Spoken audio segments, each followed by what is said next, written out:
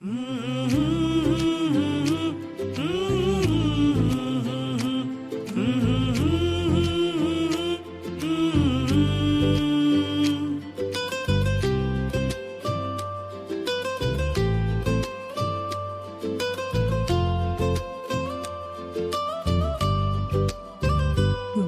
कर स्वयं से, मिल अपने आप से, जाग अब नींद से, चल अपने प्रयास से।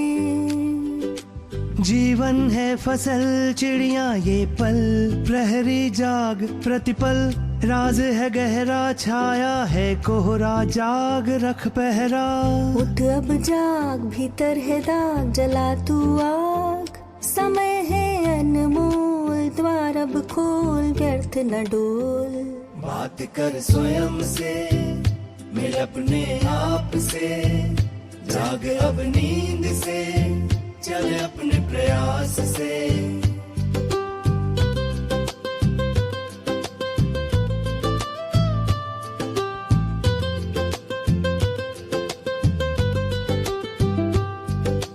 कब तक रुकोगे, कब तक डरोगे, कब तक टालोगे, कब तक सोओगे, कहाँ तक भागोगे, कब तुम जागोगे। आज ही सवेरा मिटा दे अंधेरा, माया का फेरा, दीप जला आज नेत्र खोल, आज रास्ता चुन आज। बात कर स्वयं से, मिल अपने आप से, जाग अब नींद से, चल अपने प्रयास से। मिलन खुद से, बातें स्वयं से, जुड़ निज से। बस सच देख, बस भीतर देख, बस अब देख। सुन अपनी धड़कन, देख अपना गगन, हो जा मगन। खुद से मिलना, भगवान से मिलना, एक ही चाहना। बात कर स्वयं से, मिल अपने आप से, जाग अब नींद से, चल अपने प्रयास से। बस उठ जाना, बस जग जाना, बस मिल जाना।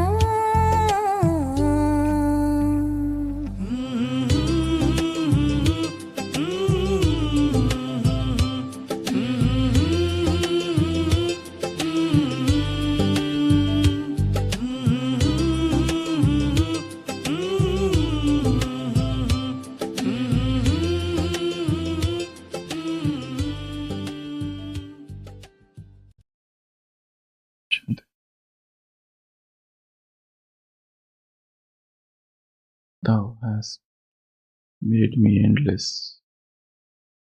such is thy pleasure. This frail vessel thou emptiest again and again, and fillest it with fresh life.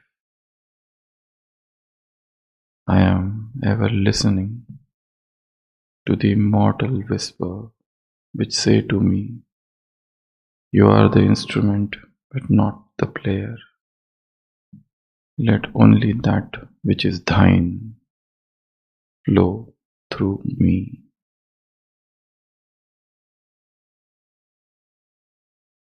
Rabindranath Tagore की गीतांजलि की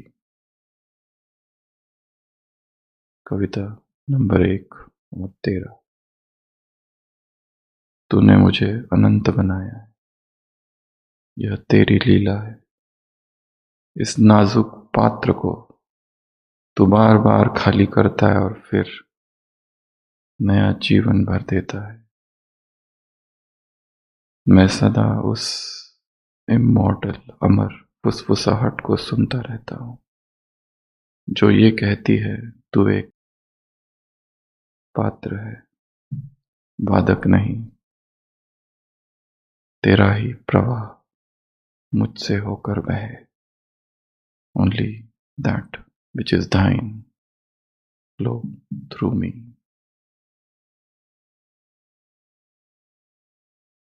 साधना का आज का 10वां दिन टीचर अर्थात निमित्त।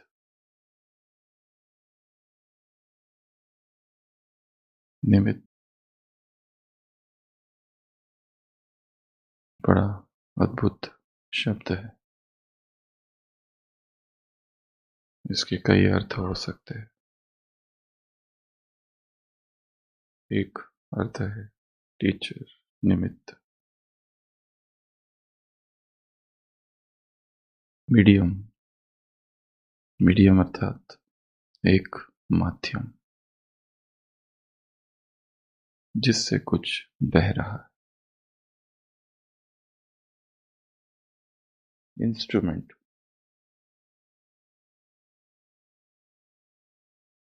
मैं इंस्ट्रूमेंट हूं, निमित्त हूं। डिवाइस, एक यंत्र हूं, एक उपकरण। चैनल, चैनल अर्थात जिससे कुछ बह रहा है। एक मीडियम, एक इंस्ट्रूमेंट, एक डिवाइस, चैनल, या फिर कोई वेसल, कोई पात्र, या फिर कठपुतली। निमित्त भाव में 3 बातें गिर जाती है। सबसे पहली,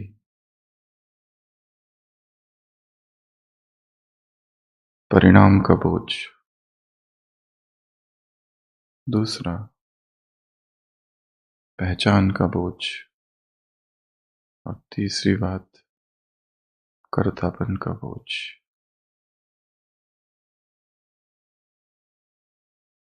निमित्त अर्थात जो कर रहा है। परिणाम का कोई बोझ नहीं। सफलता, असफलता, होगा, नहीं होगा, फेल, पास,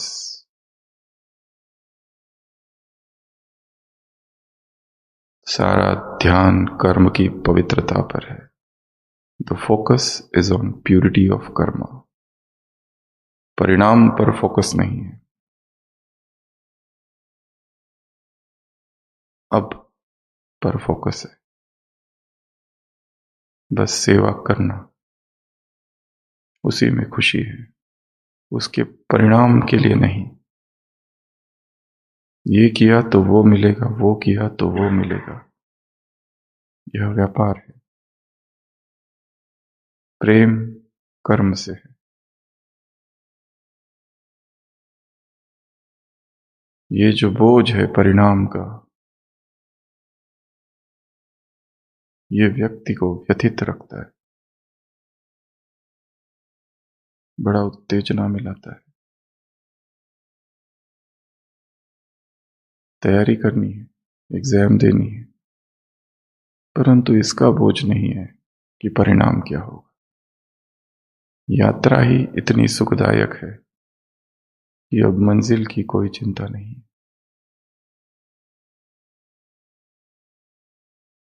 जर्नी डेस्टिनेशन से ज्यादा ब्यूटीफुल है। वो जो पढ़ाई की जा रही है, वो जो तैयारी की जा रही है, ऐसा मौका, ऐसा अवसर फिर नहीं आएगा। एग्जाम तो बिना पढ़े लिखे पढ़े हुए लोग भी दे देते हैं, बिना भट्टी किए हुए वाले भी देते हैं और फर्स्ट भी आ जाते हैं। संसार में भी लक एक फैक्टर होता है। किसी भी एग्जाम में पास करने के लिए एक लक भी फैक्टर होता है। हार्डवर्क, कमिटमेंट एंड लक, वो तीसरा फैक्टर भी काम करता है। कई बार सब कुछ करने के बाद भी व्यक्ति फेल हो जाता है।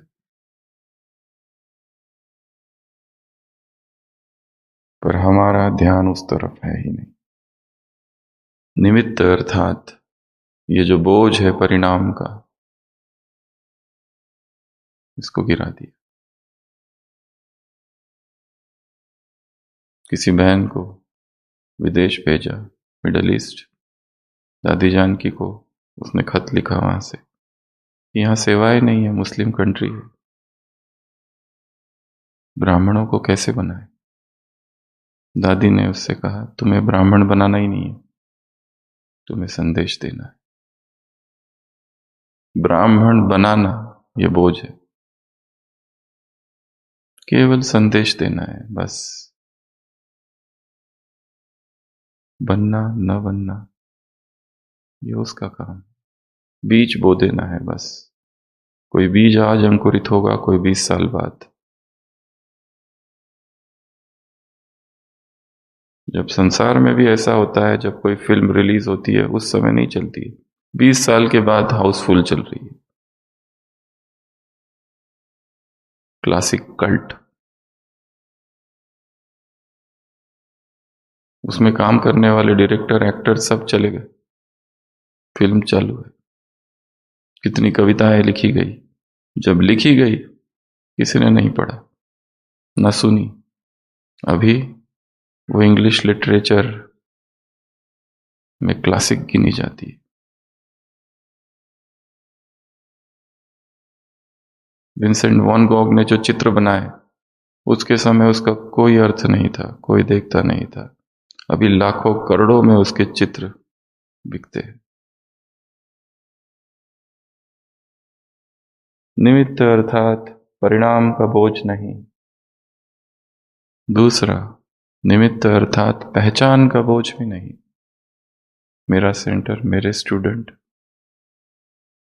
मेरा भाषण, मेरा कोर्स, मेरी प्रतिष्ठा, मेरा नाम मेरा ही गिर गया है। Identity has dropped. निमित्त, इंस्ट्रूमेंट, मैं निमित्त हूं, मैं इंस्ट्रूमेंट हूं, मैं डिवाइस हूं,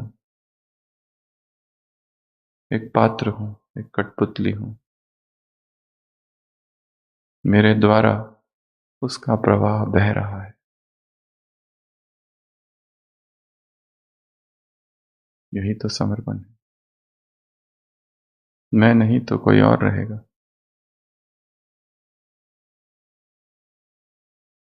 मेरा होना न होना कुछ फर्क नहीं पड़ता। संसार चल रहा है, चलता रहेगा। पहचान का बोझ होता है एक, या नाम आ जाए।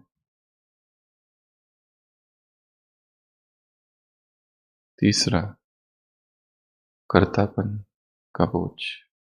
निमित्त अर्थात कर्तापन गिर गए। एक है मैं कर रहा हूं, दूसरा है वो कर रहा है, तीसरा है वो करा रहा है। तुलसीदास ने लिखा कि ये जो तीसरा है वो सर्वोत्तम है। एक है मैं कर रहा हूं, एक है वो कर रहा है, सारी सृष्टि को वो चला रहा है। तीसरा है वो मेरे द्वारा कर रहा है। I am the channel. उसकी शक्ति इस बांसुरी के द्वारा, उसका ही स्वर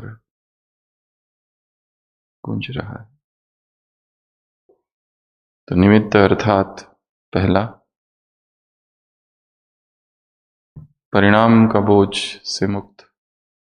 निमित्त अर्थात पहचान के बोझ से मुक्त। और तीसरा, निमित्त अर्थात ये जो कर्तापन है, मैं करता हूं, मेरे करने की वजह से ये हुआ है।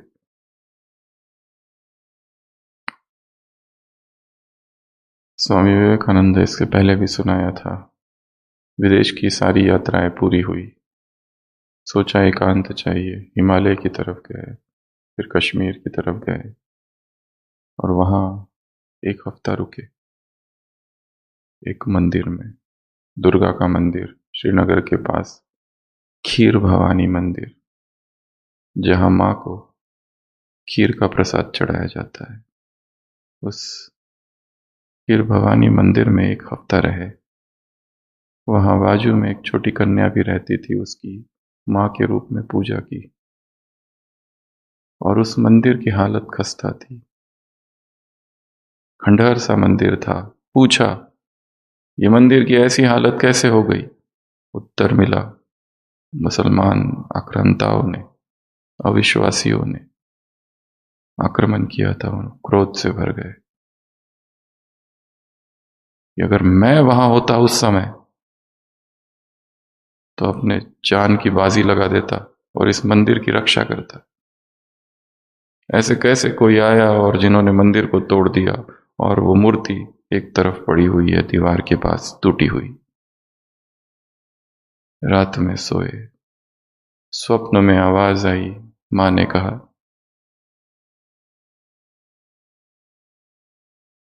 क्या तुम मेरी रक्षा करते हो या मैं तुम्हारी रक्षा करती हूं?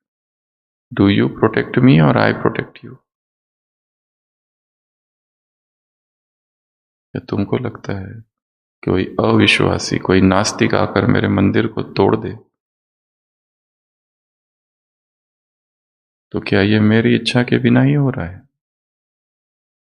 दूसरे दिन वो जागते हैं, सोचते हैं, ठीक है, मैं उन्हें माफ करता हूं जिन्होंने मंदिर तोड़ा, पर मैं अब घर घर जाऊंगा, चंदा इकट्ठा करूंगा। मेरे वेस्टर्न डिसाइपल्स एंड डेवोटीज, विदेश के मेरे कुछ मित्र हैं धनी, उनसे चंदा लूंगा, उनसे मदद लूंगा। जैसे कोलकाता में बेलूर मठ बनाया और मंदिर बनाया, वैसा ही मंदिर पुनः नवनीकृत, उसका रीस्टैब्लिश करूंगा, जीर्णोद्धार करूंगा इस मंदिर का। फिर सोते हैं, मां की आवाज फिर आती है स्वप्न में, और मां कहती है, अगर मैं चाहूं तो मेरे हजारों मंदिर खड़े कर सकती हूं। अगर मैं चाहूं तो 7 मंजिला स्वर्ण मंदिर में बना सकती हूं। बाद में उन्होंने अनुभव सुनाया कि इस दिव्य अनुभव के बाद ये करूं, वो करूं, इधर जाऊं, उधर जाऊं, ये भाषण, वो भाषण, सारी सेवाएं जैसे छूट गई। अब मेरे भीतर मां मां मां, बस यही रहा। उसको अगर कराना हो तो कराएगी। ये मेरा अहंकार ही था, जो मैं सोचता था ये करूंगा, वो करूंगा, ऐसा करूंगा, वैसा करूंगा। It is but the divine mother now,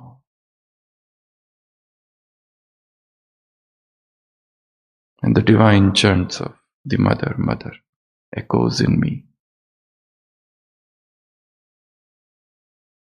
निमित्त, हम केवल निमित्त हैं, वो अपना कार्य करा रहा है। वो किसी के भी द्वारा करा सकता है। तुम्हारी आवश्यकता नहीं है, तुम कर रहे हो, ये तुम्हारा भाग्य है। तुम्हें अवसर दिया गया है, उसने दिया है। वो चाहता तो यह अवसर किसी और को भी दे सकता था। हम केवल नल है।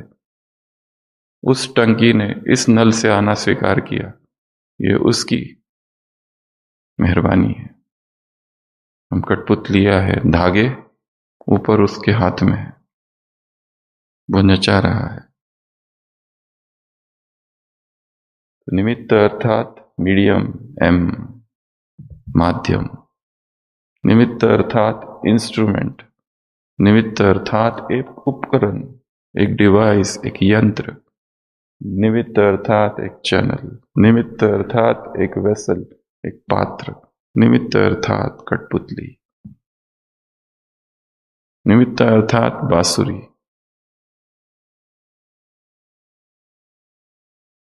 मेरा सेंटर, मेरे स्टूडेंट, मेरे जिज्ञासु, मेरी कविता, मेरी किताब,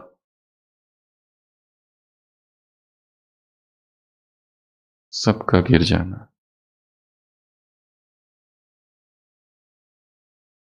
इस अहंकार का गिर जाना ही निमित्त भाव है। इस मेरे का गिर जाना ही निमित्त भाव है।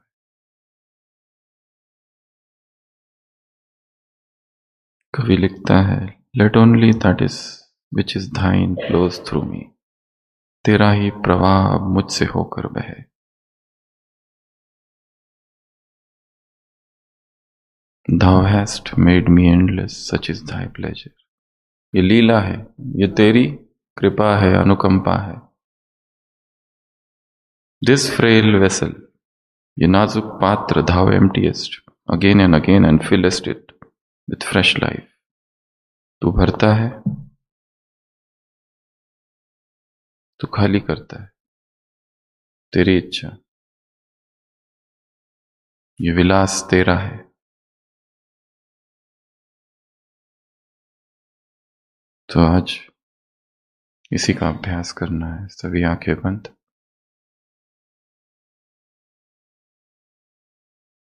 बोझ को गिरा दो, हाथ ढीले, कर्तापन के बोझ को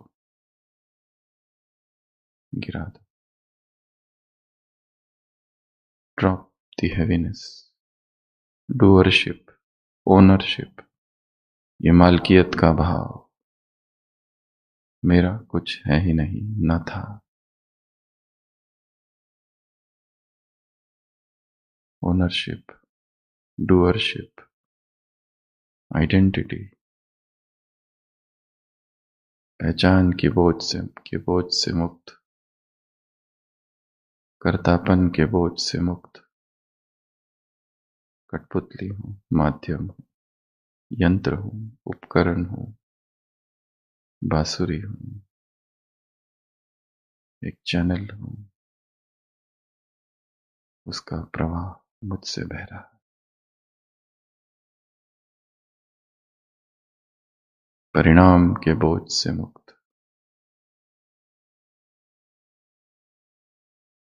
एक इनर सिंक्रोनिसिटी, एक भीतरी समन्वय। ड्रामा और मेरे विचार, मेरी प्लानिंग एक साथ चल रही है। मैं कुछ नहीं करता, सब अपने आप हो रहा है। ओम शांति।